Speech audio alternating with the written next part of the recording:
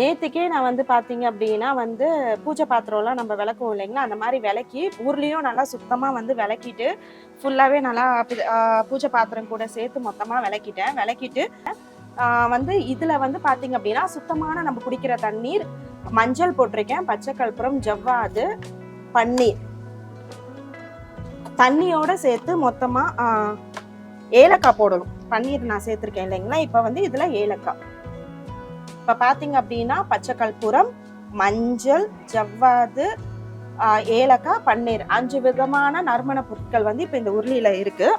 இதில் வந்து நம்ம பூக்களை போட்டுட்டோம் அப்படின்னா வந்து உருளி ரெடி. ரொம்ப சிம்பிளாக தான் ஃப்ரெண்ட்ஸ் உருளி வந்து நான் டெக்கரேட் பண்ணியிருக்கேன். என்கிட்ட இருந்த பூவை வச்சு என்னால் முடிஞ்ச அளவுக்கு நான் டெக்கரேட் பண்ணியிருக்கேன். பட்டன் ரோஸ், இது வந்து பன்னீர் ரோஸ் இதழ்கள் வந்து உதிர்த்து போட்டிருக்கேன். அதுக்கப்புறம் ஒரு சாமந்தி சென்டரில் அழகாக சிம்பிள் அண்ட் நீட் லுக் அழகாக இருக்குல்ல.